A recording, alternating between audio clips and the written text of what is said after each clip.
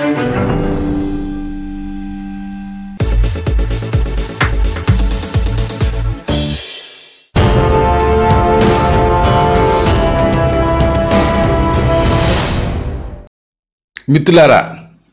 నమస్కారం.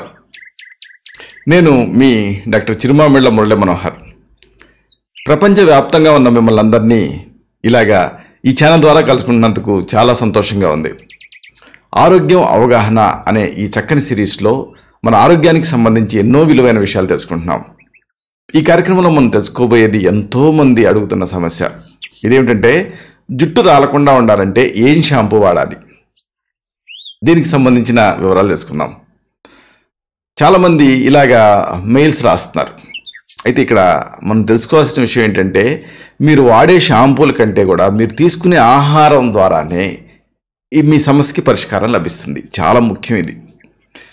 చూడండి, జుట్టు ఆరోగ్యానికి ప్రోటీన్లు అనేవి చాలా అవసరం. మాంసేన వర్ధతి అంటారు దీన్ని. సామాన్య విశేష సిద్ధాంతం ఇది. జుట్టులో ఉండేటువంటి కెరోటిన్ని మనం ఇంప్రూవ్ చేయాలి కాబట్టి మనం ప్రోటీన్స్ని తీసుకోవాలి. ప్రోటీన్లు ఎక్కువగా ఉండేటువంటి ఆహారాలు ఏమిటి అంటే, ఒకవేళ మీరు మాంసాహారులు అయితే చికెను, చేప, గుడ్లు. ఒకవేళ శాకాహారులు అనుకోండి, అప్పుడు పాలు, పెరుగు, పప్పు ధాన్యాలు. సో ఒకవేళ మీరు నాన్ వెజిటేరియన్స్ అయితే రెండు కూడా తీసుకోవచ్చు, అంటే నాన్ వెజ్, వెజ్. వీటిలలో చికెను, చేప, గుడ్లు, అలాగే పాలు, పెరుగు, ఇంకా పప్పు ధాన్యాలు ఇవి ఎక్కువ తీసుకోండి. ఆశ్చర్యకరమైన మార్పు మీకు కనిపిస్తుంది హెయిర్ ఫాల్ విషయంలో. ఇంకా కొన్ని మైక్రో ఎలిమెంట్స్ కూడా అవసరం, మ్యాక్రో ఎలిమెంట్స్ కూడా అవసరం.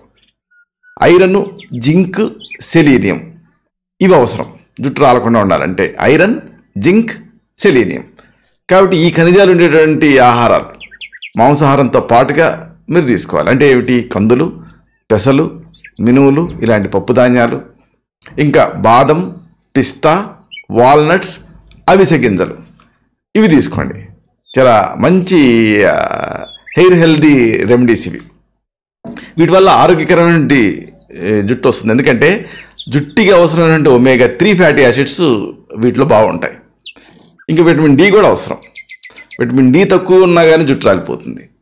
కాబట్టి ఈ విటమిన్ డి కోసం కాస్త సన్కి ఎక్స్పోజ్ అవ్వటం, విటమిన్ డి ఉండేటువంటి ఆహారాలు తీసుకోవటం ఇలా చేయాలి. అంటే ఒక 20 మినిట్స్ సన్కి ఎక్స్పోజ్ అవుతూ విటమిన్ డి ఉండేటువంటి ఆహారాలు తీసుకుంటూ ఉండండి.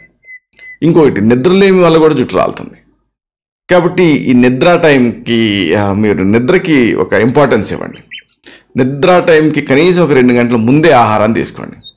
అలాగే గంట ముందు ఫోను, టీవీ ఇలాంటి వాటిని ఆపేయండి. నిద్రపోయే ముందు మెడిటేషన్ చేయండి. అలాగే మంచి పుస్తకం చదవండి. రోజు కనీసం ఒక 7 గంటలైనా నిద్రపోండి. ఆందోళన తగ్గించుకోండి. దీంతో మీ సమస్య తగ్గుతుంది. ఇలాంటి మరొక ఆసక్తికరమైన విషయాన్ని తిరిగి ఇదే కార్యక్రమాల పరంపరలో మనం కలుసుకున్నప్పుడు సవివరంగా, సహేతుకంగా, సమగ్రంగా తెలుసుకుందాం.